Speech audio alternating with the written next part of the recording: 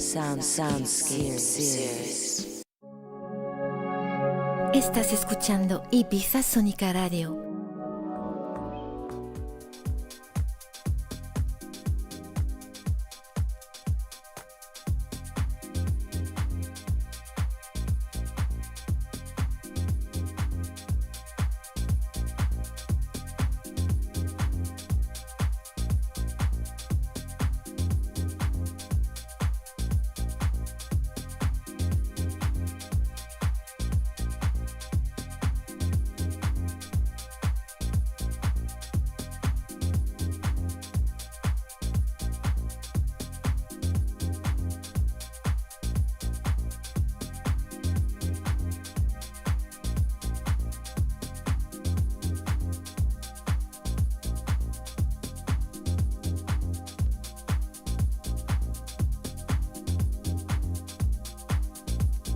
Pues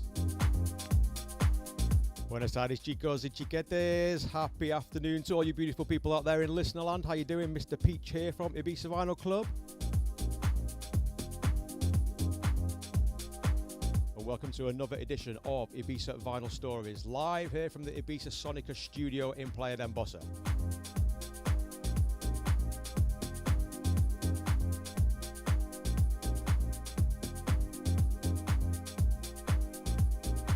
Thank you very much for joining us today on what is our fifth show of the summer, and it's a great delight for me to introduce today one of our brothers, a cornerstone of the Ibiza Vinyl Club. It's Mr Freddy. Lala, hiya Freddy. Hello, how's it going? It's going very well, bro, and how are you?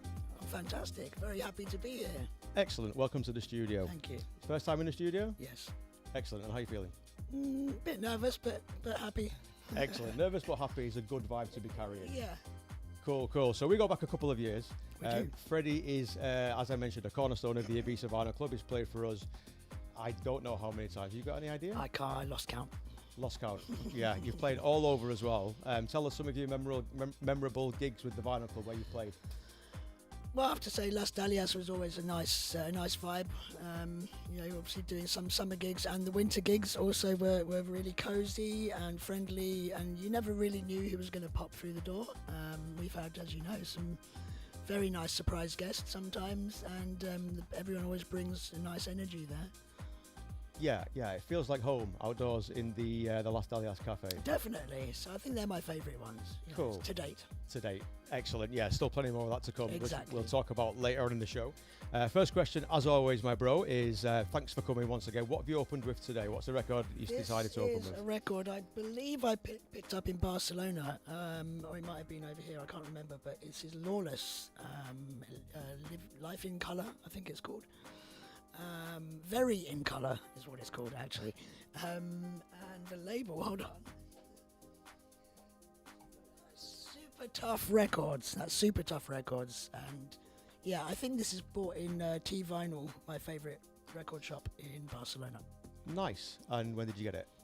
Last summer. I was in Barcelona twice, and I met Jerome, who's the guy who's got an amazing collection, and he was very helpful and also extremely dangerous, because once he's given you a pile of records this big, it's quite difficult to whittle down to a pile that big and not blow all your cash. So Yeah, the job of the record salesperson. He's great. Try all these, see what you like. Yeah. Oh, I like them all. I like all of them. Yeah. Excellent. And tell us what you've brought with you today to share with the people. What's in your bag? Well, I brought a little selection. I've got some very nice electronica with a bit of a, hesitate to use the word Balearic, but you know, that kind of nice summer European twist with a bit of 90s production. I brought some other records which have got a bit more of a minimal vibe, and I really like these records that combine electronica with real instruments. My background is kind of real music, you know, like as in actual instruments from when I was younger, so I've always had an affinity with jazz and soul and funk and disco, and implementing that into the records. If I find a record with a nice live sound to it as well as electronic drums, then that's often in my bag. Cool.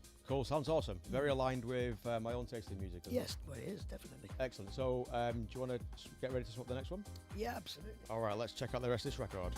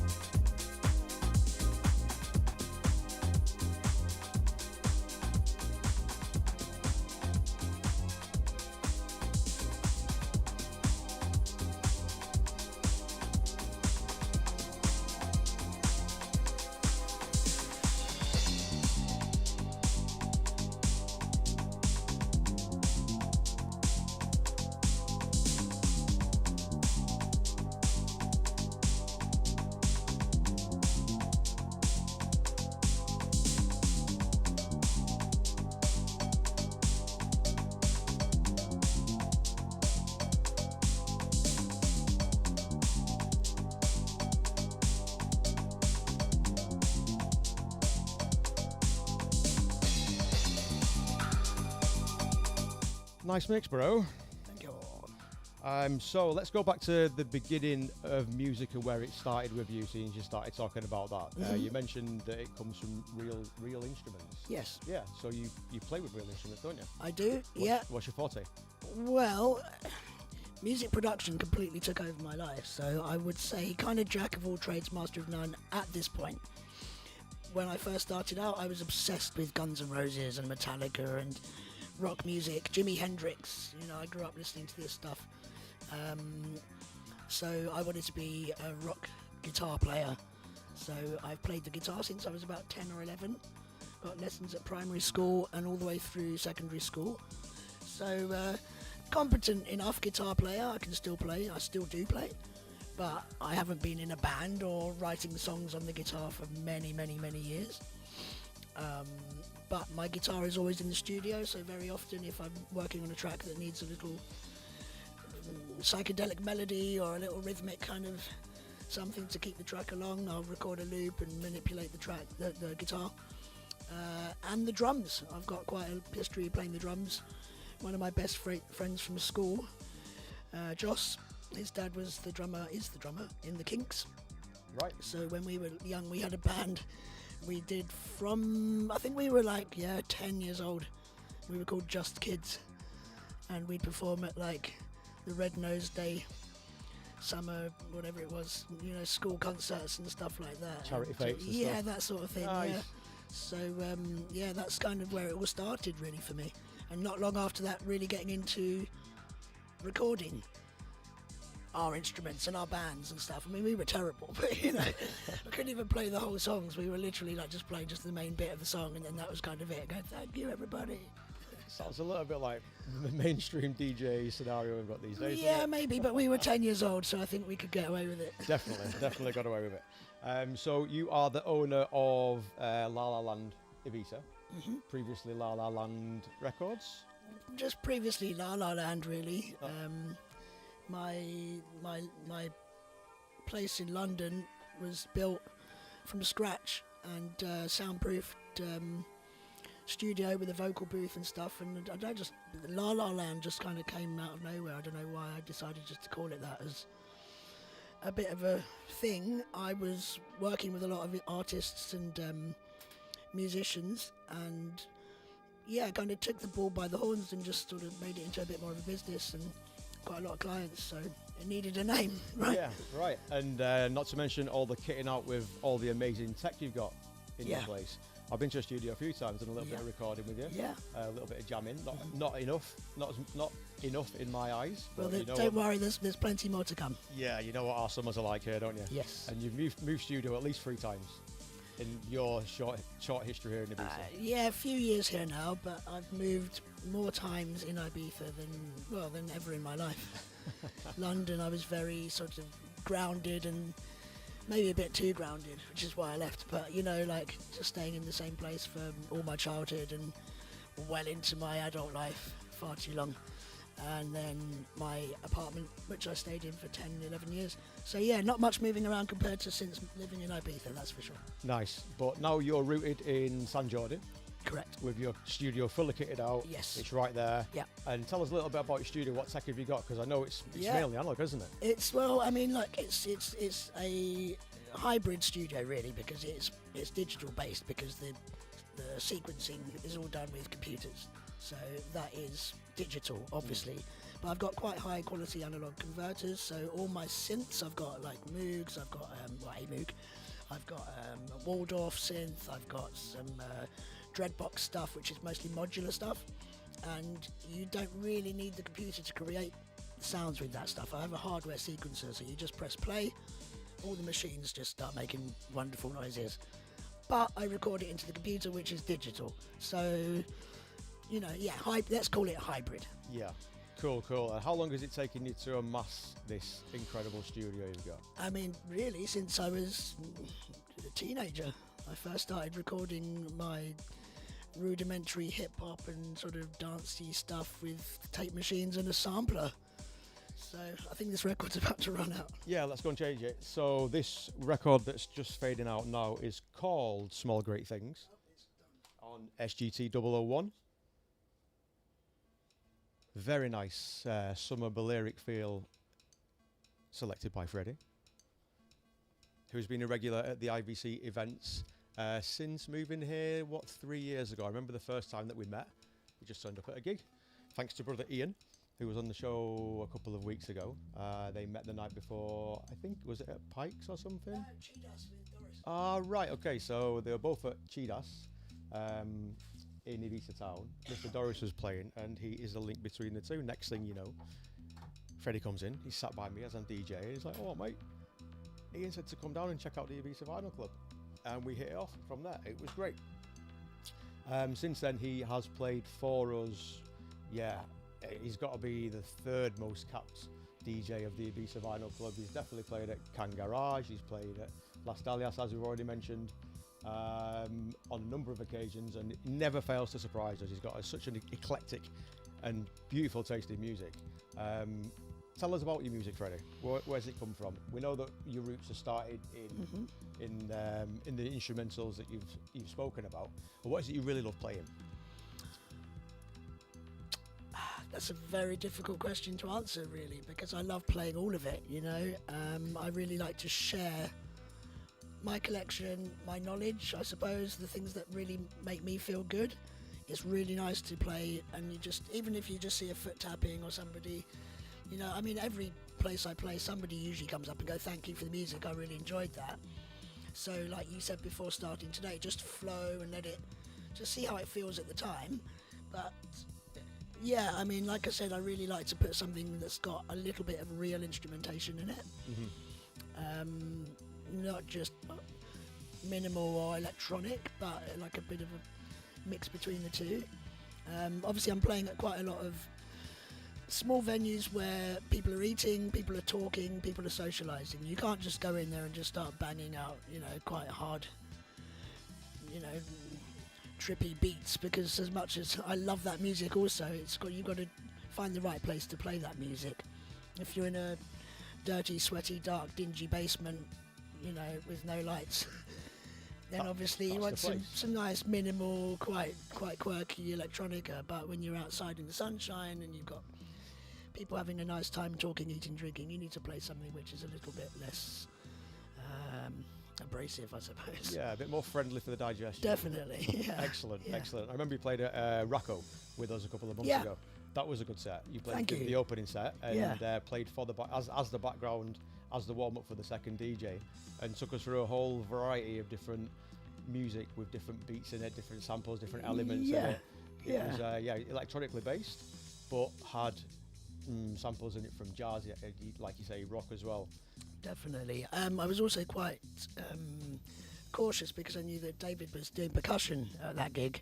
So a lot of music I play tends to be quite percussive. I mean, every kind of music, especially this sort of stuff, is pretty percussive, but you know what I mean. Bongos and different types of percussion instruments, not just beats. So it was like finding a good balance between samples with disco-y stuff and percussive stuff, but not too much, too tribal, for example. There's a big trend now in Ibiza at the moment, I suppose, with this kind of, I think they call it organic house, and then there's this, it's very beat heavy. There are sort of more percussive tracks that I've heard, but it's actually quite a nice sound, I think. I don't really play much of that stuff, but catering to everybody on the island and anywhere you DJ is important, so you've got to find a nice balance between all of these genres, and something that, you know, you'll see a few heads turning around or listening or shazamming even, which is another topic, but, you know, kind of still kind of nice that people are enjoying the music. Yeah. It's there to be shared at the end of the day. Yeah, absolutely. And the Shazam scenario, I don't know if I've not made my mind up about that yet, whether I like it, whether I don't like it. But the best thing about playing vinyl is that if you speed it up a little bit or slow it down, Shazam doesn't work. This is true. Really? Yeah. This is why I've tried it myself, and seeing when the DJs are pitched up or pitched down, Shazam only works with the correct BPM of the track. Interesting. So if you want to keep your tracks a secret, so no one else can buy it, then that's the way to do it. Okay, cool. Good tip. Thank you. What's the record playing in the background? This is paper recordings. Again, I think I picked this up in Barcelona from Jerome. This is part one, which is Nick Cullingard, and it's called Her Lines. One of these records I brought, or a lot of these records I brought with me, have got really nice A-sides and B-sides, which is always handy as a vinyl DJ, because it means you have to bring less records in your bag if you want to fill up a nice set. But it is quite rare also to find a release that's got 2, 3, or even 4 absolute crackers on there that aren't all just remixes of each other. So this one you can bring anywhere, and it's always a surefire winner. Yeah, you got 3 nice records on Yeah. there. Cool. So when you're buying records, how do you choose which records that you're going for when you're digging, when you're going through the crates? I mean, going back into the early noughties when I was buying a lot of vinyl, thank you for helping that out. Around Soho in the West End of London, I was buying records every weekend, and I was working in West End, so I'd get to know all the people in these record shops. Plastic Fantastic, for example. There was Uptown Records, obviously. Then there was Black Market, and yeah, they just say, "Hey, Fred, these are for you. Have a flick through those." And again, most of my wages every week would go on records, probably. And I was playing at places like Turnmills, did Ministry of Sound from quite a young age. I was 18 or 19, so not getting paid very much in the music shop I was working in, and going down to one of my favourite record shops on a Friday with my wages in my pocket, maybe enough left over for a few pints in the pub afterwards. The days before paying rent. Yeah. Yes. I remember them well. Yes. Yeah, that fluidity of the money coming in and going straight back out. Yeah, it was pretty quick. Yeah, swapping that little pile of cash for this big pile of vinyl. Yeah, well, not even a big pile of vinyl, although it was definitely cheaper back then than it is now. Some of the prices of the records, can be eye-wateringly expensive, as you know. Yes, and that's part of the fun of it, I think. It is, yeah. Yeah, finding one of those records that is, as you describe, eye-wateringly expensive, but you want it so much, and then making that decision on, do I buy this? What am I going to do? Am I going to have this? It makes the music much less throwaway than when you're scouring the internet through the download sites and paying $1.99 for a track, and then you don't actually have anything physical in your hand and it's just on the computer. You can lose those quite quickly, and it's almost like they're not that important. Whereas the record, you make that investment, even if it's only €10, it's still an investment, and it's a physical, actual living, breathing thing almost. Yeah, so that seems like it's quite important to you to have that physicality of the vinyl in your hand. Yeah, it's not much fun when moving house. Yeah, I know. Up and down stairs and in and out of cars and so on. And especially in this heat, you've got to be quite careful. I've seen people put records on the platter and turn their back for 10 minutes, and then it's turned into a bowl. Damn. Literally. So yeah, be careful with them. All right, so tell us what's your favourite thing about vinyl, and do you prefer it over any other forms of media that you play? I do prefer it. I much prefer playing it. It's, as I just said, it's it's something physical that feels, it's not just like the CDJ, for example, and I do play digital. It's quite hard to avoid it. I mean, I know you don't really partake in this practice. Not anymore. But in a lot of the places I played over the years, even sort of back in the day after vinyl kind of, say, died down a little bit, because digital music and CDJs were this new technology that all the clubs then just had. And it was very quick and easy to build up a collection of records or get new ones for the weekend if you needed them. So yeah, I obviously was part of that as well. I release music all the time, and that's 100% digital releases at the moment. I'm looking at some new vinyl releases coming up soon. But that brings me to talk about the first releases I put out on vinyl. I brought a couple of those with me to share with you today. Awesome. So we can play some of those. But yeah, I mean, apart from carrying the records around, which isn't as much fun, I just much prefer to play records. It just feels much nicer. I can trust it a little bit more. Nice. Because it just feels so natural. Because that's what I learned to DJ on when I was 15 years old, and I guess my body remembers it, I suppose. Yeah, you've got all that muscle memory, but you've got all that emotive connection as well to it. And what I used to find when I used to play digital is that it's a lot less emotive. You can just look at the screen and you can put your loop on it and you can press play and you can be doing all these other things at the same time. Whereas when you play vinyl, you're in it. You are in it. There's no two ways about it. No, this is true. Yeah, and I do like the safety net kind of behind the digital, and you can see the BPM, and you can some of the smaller gigs if you're talking to someone's come to say hi, like the music, or anything like that. It's kind of a little bit more safe, but then you are disconnected from what you're actually doing. So then you might as well not be doing it. Yeah, that interruption factor when you're playing vinyl can be a right pain in the ass. And it's also difficult, like I said, in the eateries and so on, where you're mixing, but the volume is quite low, so it's actually quite difficult to mix. But because I've been playing vinyl for so long, I know that once I've got it locked in, I can take my headphone off, start talking to somebody.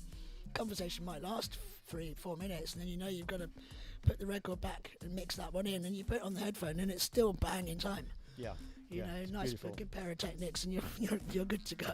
Absolutely. It's a nice pat on the back when that happens. Yeah, definitely. I'm just still doing it right. Yeah. No, it's almost second nature. Excellent. Well, it's first nature, I would suggest. After so many years of doing it, it's kind of in your blood, it's in your body, it's in your mind, in your soul. The energy that you carry, that we carry as vinyl DJs, isn't just about the knowledge and the experience, but it's kind of an all-encompassing being. Absolutely, yeah. You've got to live it and breathe it, haven't you? Yeah, absolutely do. So let's go back to your releases. You brought one or two of your first releases with us. Yeah. You've released under your own name. You've also done a bit of work, still doing, with 8-Bit Society. Correct. Tell us about these projects. If I go back to the first releases, I was definitely finding my feet as a producer and experimenting and stuff. Didn't have much equipment. I started with electronic music wise, a very basic little sampler, like a kind of almost like an MPC type thing. It was made by Boss, which is Roland. Very short memory. I think you could sample 5 or 6 seconds worth of music on it without the expansion thing. And then I had a 4-track tape recorder, so I would record into the 4-track tape recorder, and you would mute the sampler like where you wanted it to stop and start, so you kind of multi-track, overdub all of these layers and make what I thought was electronic music, which was quite naive, I suppose, but they were quite fun. When I got my first Mac and a copy of Logic, which I still use to this day, I think it was Logic 4.7 I started on. I don't think it even had like soft synths in there yet. It was just audio, so you could see all the audio and move it around and stuff. That was fascinating to me, because this thing that I could imagine I could actually then start to see. I made a few tracks, and a good friend of mine, who unfortunately is no longer with us, shout out to James, was really supportive of my music, and he thought it was great, and he got some money together and financed the pressing of, I think it was 500 copies of this track I did. We got some reviews in some of the magazines at the time. I think one in The Face or something like that. I don't know if you remember that magazine. It was quite a cool industry magazine, and it really sort of fueled the fire as to like, right, I can actually do this. I can make music that people want to hear, and I can actually release it and have a vinyl. And I've got a framed copy of this one and the test pressing up in my studio.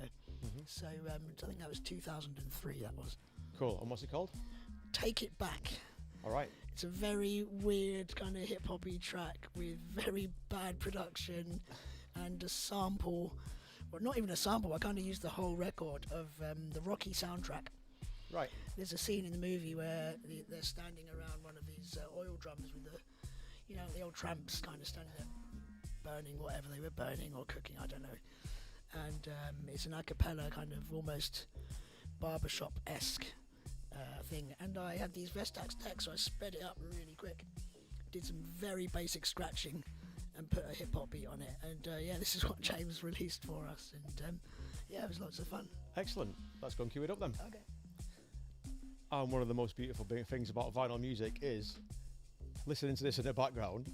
It's now got a hip-hop beat, but it's definitely played on 33 rather than 45. And it sounds cool.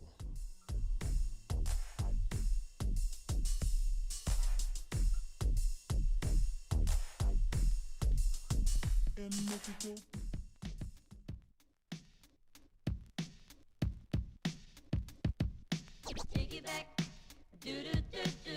Take it back, yeah yeah yeah yeah. Take it back, do do do do. Take it back, yeah yeah yeah yeah. Take it back, do do do do. Take it back, yeah yeah yeah yeah. Take it back, do do do do. Take it back.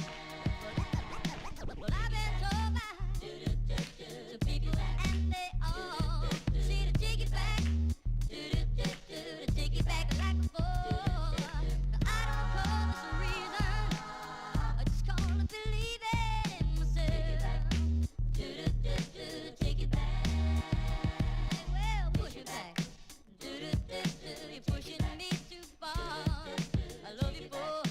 This is definitely an Ibiza Sonica and an Ibiza Vinyl Club, Ibiza Vinyl Stories premiere. This is Fred and Take It Back.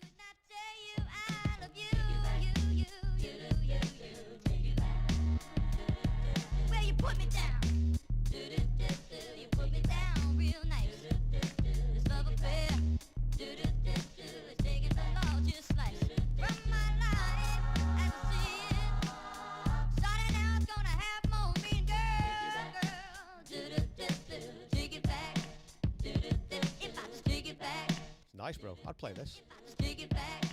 Can I get a copy, please?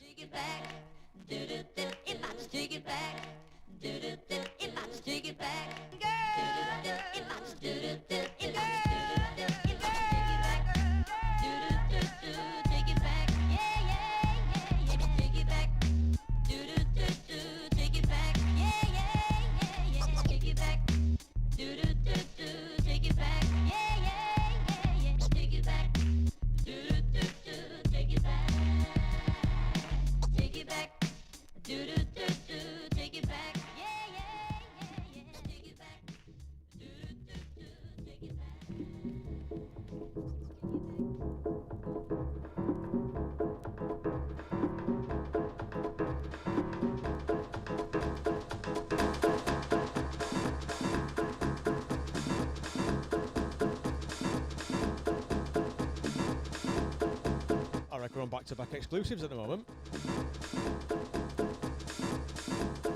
This is Freddy again, Funkhead Fred.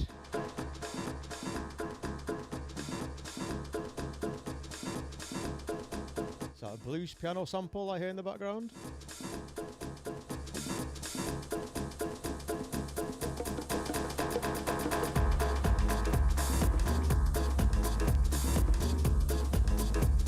Chunky.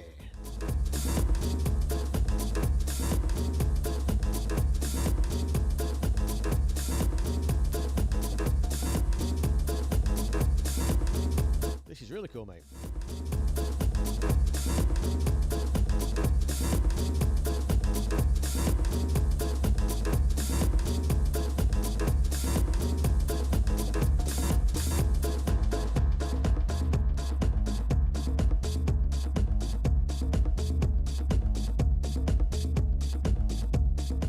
Okay, so while this one's playing, what have you been up to this year, bro? Well, I moved obviously to San Jordi, as we discussed earlier, so the studio setup took me a bit longer. I know I've got a longer contract on this place. Before I've been darting around from house to apartment to basement to rooftop, like everywhere. So it's been really nice to put a bit more time and care and attention into building the studio space.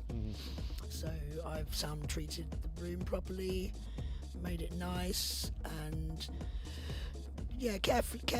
considered it carefully before just setting up. It's so easy to get overexcited and just set all your stuff up before you've really made the room right, and then the next thing you know, everything's plugged in and cabled up, and then it's a complete nightmare to undo it all again and actually make any changes. So it took a while. Is that the end of this record? No. So I've been very busy with that, and then I've also been busy catching up with work. I'm doing some exciting album projects at the moment. I've got one with Mr Doris, a good friend of mine, and we've been working on his vision of an album, kind of an ode to Ibiza. So it's an entire journey from start to end. If you listen to the entire thing through, we've got many musicians and artists and singers and rappers and stuff that have lived in Ibiza, have an affinity with Ibiza. So watch this space. You can check out his Instagram or mine and see a bit more in detailed studio session videos, which are really interesting. Yeah, so that's, just remind the people, that's Instagram, La La Land Ibiza, Yeah. Instagram Mr Doris. Correct. Go and check out the footage, that's been shared there. There's a lot of interesting characters that have come through. It really is. A lot of amazing sounds that you're sharing as well. Definitely, How yeah. far off completion is the album? Ooh, that's a very good question. We have one or two songs just to finish a little bit of recording on, but then it's just mixing. Right. So we're not far. It's taken about a year-ish. So I would say probably by the end of summer we'll be ready to rock. I'll have to ask him when he wants to release it, but yeah, we'll watch this space. We'll let you know. Yeah. Going on vinyl? Quite good. I hope so. I don't have to ask Chris. better had to after this plug. I think it should do. I think it definitely should do. So we'll see what we can make happen. And then there's other nice projects happening at the moment. Ibiza Sonica's very own Santana Oosh, big shout out, babe. Has been in studio. We've been working on some music together. She's over next week to begin the next couple of tracks. So that's a very exciting project because she's really easy to work with. She's a really great girl, and I think we share quite a similar sound. We both like it quite naughty, quite dirty. You know, the vibes are always really high. So I'm really excited to get some more of these tracks finished off. Cool. And what about gigs? When was the last time you played vinyl? I play vinyl every weekend at the moment. Cool. Yeah, I have a residency now for the rest of the summer at Word of Mouth in Central area. So I'm one of the DJs that play vinyl there. So we try and keep it a bit more laid back and a bit more beach vibe over there. So it's nice to continuously go through my records and change my bag week after week. Last week was mostly sort of hip-hop stuff and a bit more R&B. I also have quite a big 7-inch collection, so I've got soul, funk, weird old disco tracks. So anything that's a bit more low tempo and easy to digest your food to, I play at one. So you can catch me there tonight from 6 p.m. And then tomorrow back at Can Garage, my favourite eatery. The food there is fantastic, as you know. And that's always vinyl only. So again, it changes. It depends on the time of year. But right now we've got a lot of tourists coming to check the place out. And we keep the music a bit more dance orientated at the moment. Cool. Well, Freddy's just gone to change the track. Do you know which one you're playing next, bro? Bass culture. Bass Culture. Yeah, let me give you a little lowdown on that one. Just check it's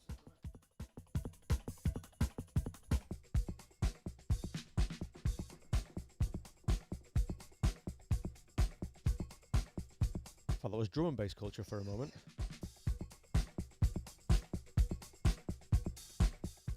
So go on then, tell us about this one. Yeah, no, it's quite difficult to hear what we're doing in the studio with no speakers on there. That was the wrong speed. This was another one I bought at my favourite record shop in Barcelona, T Vinyl. Do go and check out Jerome over there if you're in Barcelona, because his collection and his knowledge is amazing. This is Bass Culture Records. The artist is Franco Cinelli, and this is the Art of Bass EP. It's French record from 2022. This is on Discogs at around 25 to 50, and I got it from Drone for €17. Although I bought a lot of records the last trip, so I think it would have been about 15 quid in the end or something like that. Okay. But it's nice because it's percussive, it's kind of deep, funky, but it's also got some nice, slightly trippy sounds in there, which I always really like. Right. So talking about purchasing vinyl, what's the most expensive record that you've ever bought? Ooh. I mean, I bought a few recently around the €50 mark, I think, like that, something or along those lines. But the most expensive record, I inherited a lot of records from my parents, and I think my love of vinyl must have come from when I was younger, because my mum and dad were still playing records at that time.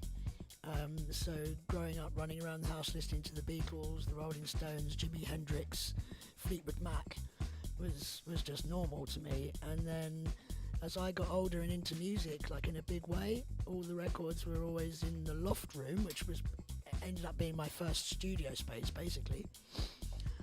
And learning to DJ, obviously, having all these records at my disposal was a great learning opportunity. So what was the question? Your most expensive record. Oh yeah, there we go.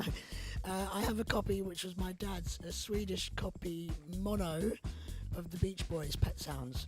Right. Which I think is worth a bit. I don't know, I didn't buy it, obviously. He bought it in Sweden, obviously, in the 60s or the late 60s, I think it is, when Pet Sounds was released.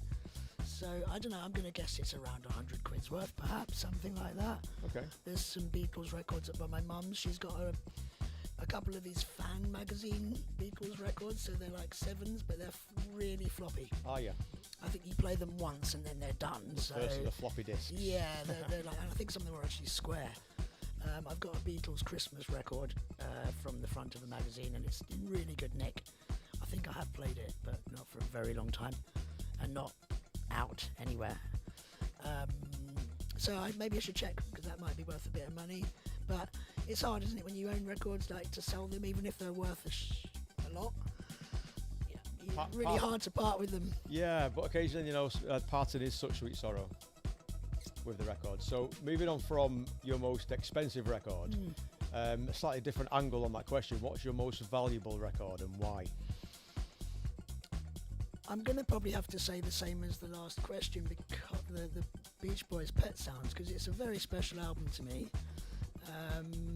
So, you know, it's not monetary value, it's you know, it's more of a connection to that record, because, you know, you can play that and the feelings you can get from listening to that are so, you know, and it was my dad's, which is also important, but all the records, my mum's records, you know, they're important to me, because they were bought by one of or both of my parents. And their memories at the end of the day, their memories, their feelings, their emotions. As I said, when you pick up and hold a record, that was there then. That existed, and how many people have put it on a record player and put the needle on the record. I mean, it's like, what was happening when they did that? I was playing at Can Garage the other day, and I was playing Ramsey Lewis record, and I pulled out the sleeve, and in the sleeve was my dad's writing, and it said girls and boys. Next to the girls was an interesting picture. Next to the boys was an interesting picture. You can use your imagination. And then score tally. So they looked like they were playing some kind of card game. Right. And they kind of a little bit immature with the pictures that were drawn on it. So God knows. I mean, what was my dad doing when that happened? Well, there's only one way to find out, isn't there? I took a picture. I sent him a picture of it, and I haven't had a reply yet. So let's see what he says. But yeah, that's just really part of the whole appeal, isn't it? Really. It is. Yeah.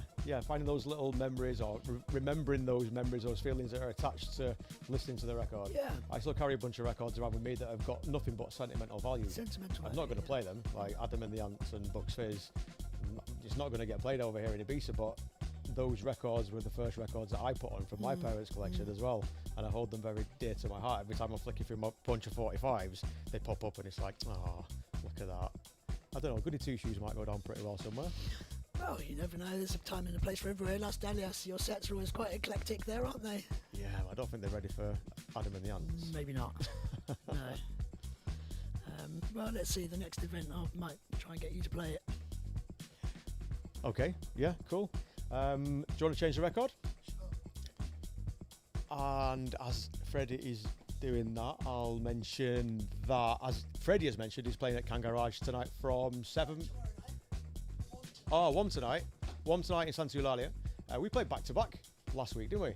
I was in Distrido next door. Freddie was in one, and we did 5 or 6 hour vinyl sessions next door to each other, kind of like competition, but not, because the way that I saw it was that all this vinyl music, all this beautiful music was being put out there into the ether, into the world, from these two neighbouring bars, and creating a big bubble of love, a big bubble of vinyl love.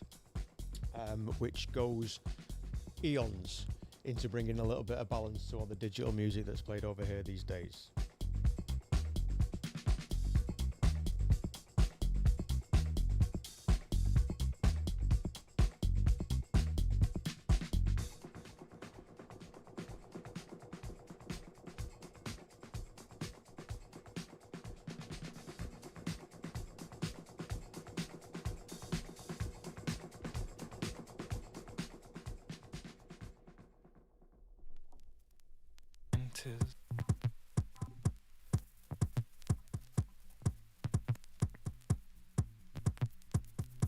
So, yes, again, Freddy, you can catch Freddy playing tonight at 1, tomorrow at Can Garage, and a bit of a shameless plug for the Ibiza Vinyl Club. The next event that we've got coming up, we're back at Racco on Sunday, which is one of the hottest underground spots, in my opinion, of Ibiza. Absolutely. Hopefully it stays that way. I mean, there's a lot of, not what's the word I'm looking for? It's not publicity because they don't publicise too much, but the knowledge of people about this place. Hype is the word you're looking for. Is it? A lot of hype. A lot of hype. I know it's not. No. I can't quite put my finger on it, but there's some of the DJs there, some of the DJs that I've played with don't want it to go too commercial. You know, we've had this scenario with another quite famous hotel, independent hotel in San Antonio, where it's gone from being an underground. A kind of underground, unknown, people in the know, island residents come here and chill out on a Sunday afternoon to being something which is quite popular and quite big, and it's changed the dimension, it's changed the dynamics of it all. So yeah, Racco, we're hoping stays quite quiet, so I'm not going to say the name again. Following that, next week, we are back at Las Dahlias. No. Cafe Del Mar on Tuesday. Yeah, Cafe Del Mar. And you're with us then? Yeah, I am, yeah. I'll chuck in also that this Sunday I won't be able to join you at, I won't say its name again, Racco. I'll be at Paradise Lost Sunday night. So I've got a very busy DJing weekend. Playing vinyl, of course, but most probably some digital also. I'm being joined by Steph Joe. Ah, Steph. Good old Steph. Yeah, I nice. think she's played with you before at the Vinyl Club. That's right, in Las Dahlias last year. Yeah, we're going to do sort of a bit of back-to-back together all night, and this is a new possible regular Sunday thing, I think, for Paradise Lost. Nice. We played there together last Wednesday. Went down really well.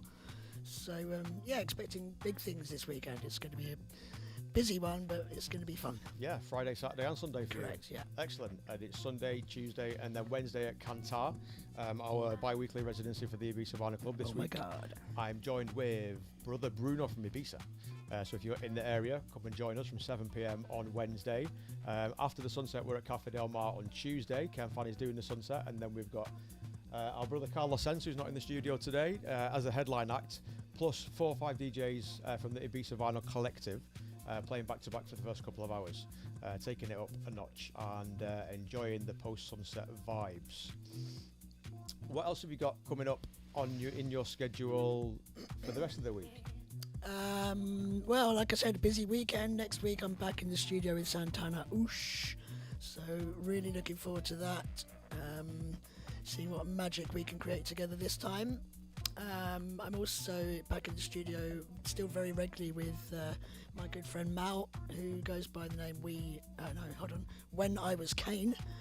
We're working on a very interesting project. It's quite musically different to what you might expect in Ibiza. There's a bit of drum and bass, there's breakbeat, and as a competent lyricist, he tells stories on these records. So it's not just all about the beats and the music, it's about putting something in there that's sometimes a little bit political, sometimes a bit sort of self-biographical, and yeah, this is another one of my many album projects that I've got going on at the moment. So we are in the studio together Monday morning. So yeah, not only a busy weekend and a couple of late nights DJing. I think Paradise Lost is on till 3 or 4 in the morning on Sunday. We'll be up bright and early and hitting the studio, you know, Monday morning, so no rest for the wicked. Foggy-eyed, minimal sleep. No, not this time. Definitely not. Older and wiser these days. Correct. Okay, so this track in the background is really cool. What is it? Yeah, this is great. I think I bought this here in Ibiza actually, from a mutual friend of ours.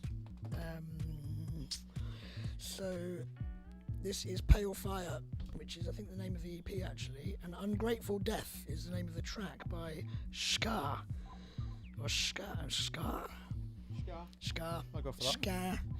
And yeah, it's nice. It's very interesting. It's a little bit quirky, a little bit minimal, but it's got nice samples. It's got a nice sound to it.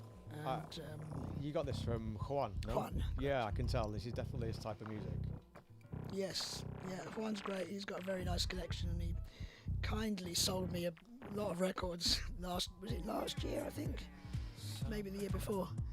So yeah, this is one of those records, and I've got quite a big selection of this sort of slightly quirky, minimal stuff. But I don't get the opportunity to play it much.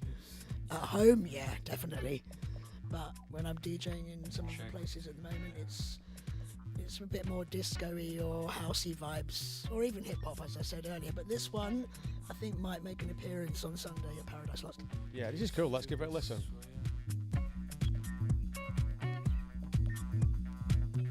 Confusion made it sweet.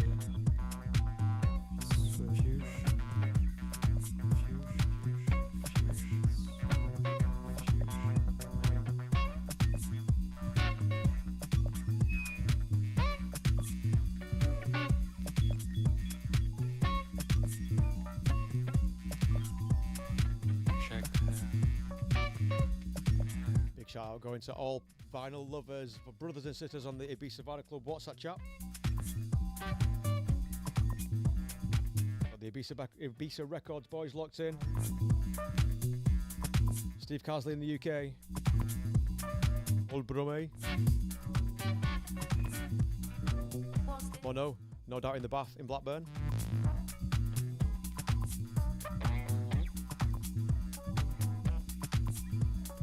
Big shout outs once again to Donna, to Olivia, Simone, Maria Gomez.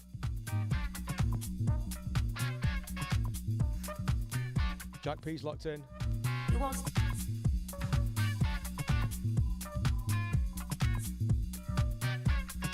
Even got a message from my dad. Hiya, Dad.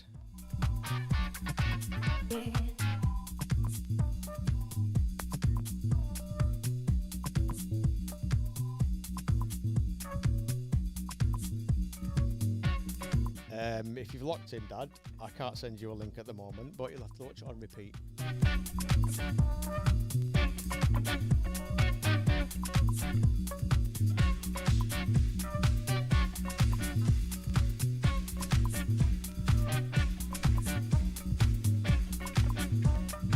10 minutes left in the show.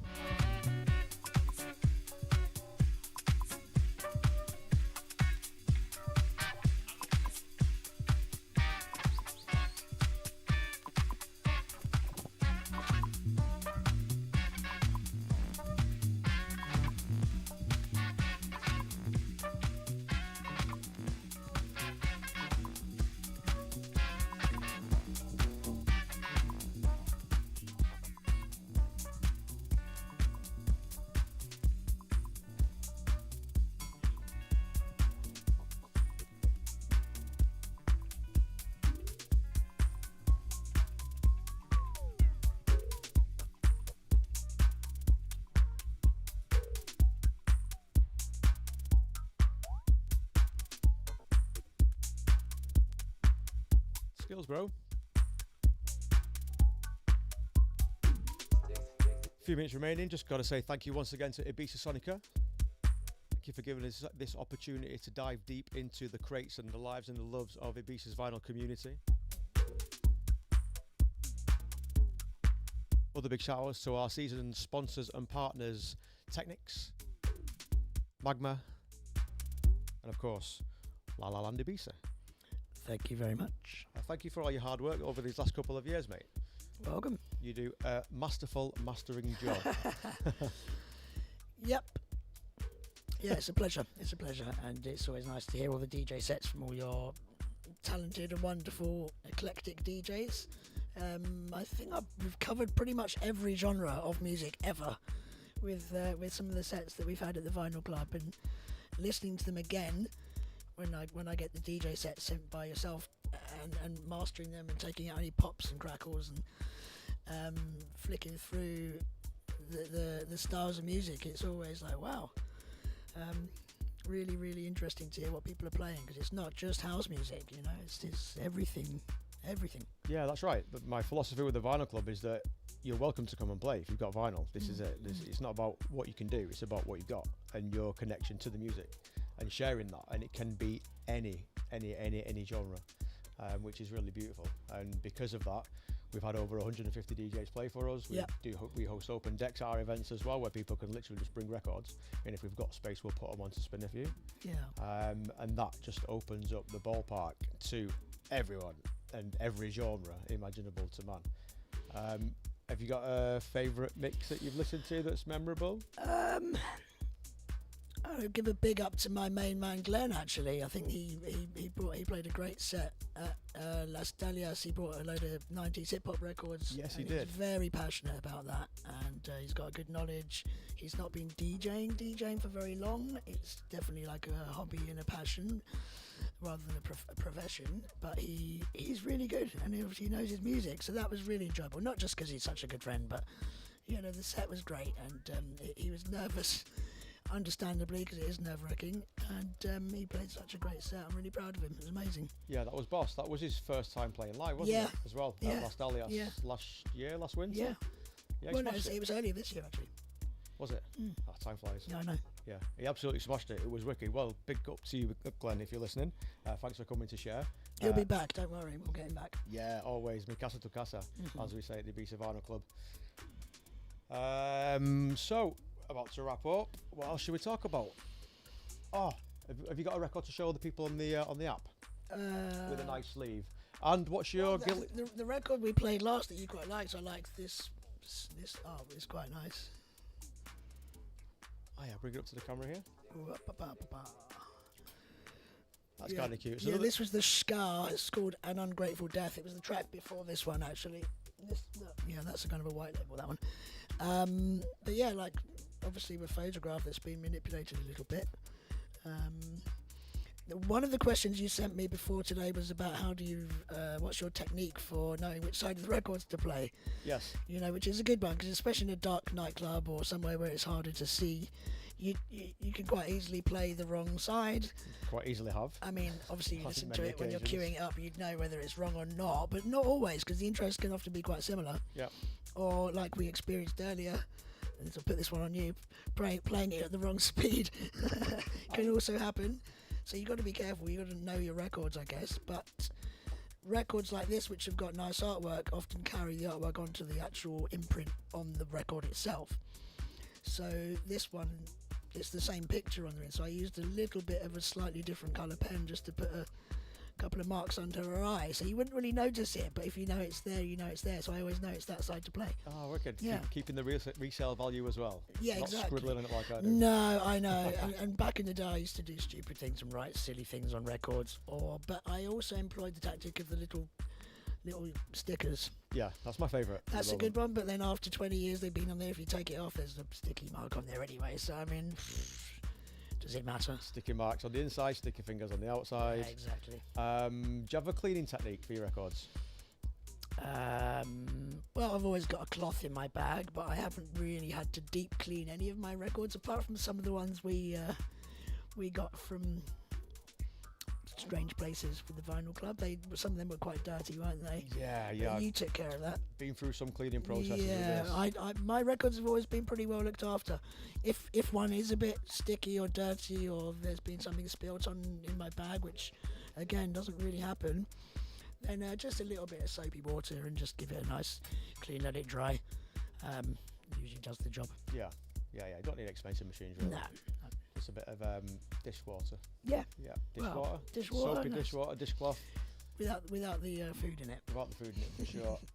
Guilty Pleasures track. Have you got one? Oh my god, that was a wild card. No, I can't really think of the top of my head. Right. All your on music is too vinyl. cool.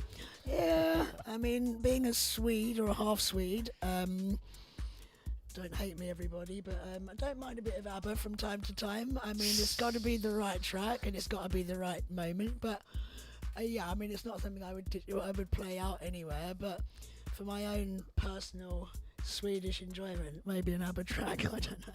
Yeah, I can safely say, and quite honestly and openly and happily say that I've never ever played an ABBA track.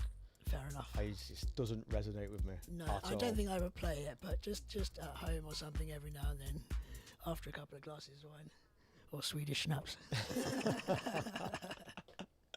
What Freddy gets up to behind closed doors. Don't tell anyone. No. So, have we got another record to put on before we finish? Yeah, the second track on this record is very nice. So I'm sure this is a good finisher. Okay, let's give it a listen.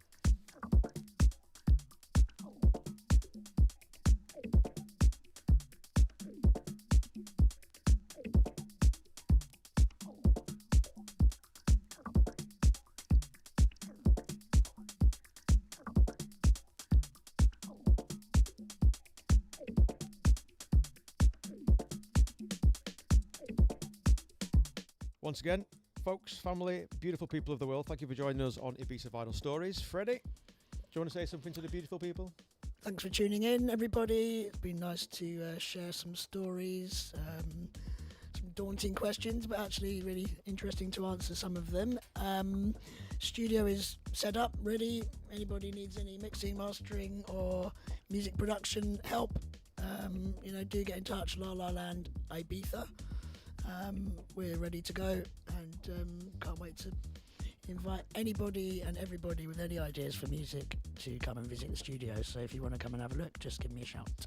Cool. And you've got the website lalaland.com. You're on Instagram as well. It's actually studiolalaland.com, but Okay. this is in construction. I think about a week or so, and we should be live and direct. Cool. So what's the best way people getting in touch with you? At the now? moment, the La La Land Ibiza Instagram is an easy avenue. But yeah, a week or so, studiolalaland.com will be live and running. Awesome. Right. Great. Thanks for having me. You're very welcome. And thank you for coming onto the show and sharing your vinyl stories with us, bro. More than welcome. It's been an absolute pleasure. And thank you to you, wonderful people, for joining in as we close the show with another Ibiza Vinyl Stories from the Ibiza Vinyl Club. Thank you to Ibiza Sonica. Again, thank you to our sponsors and partners.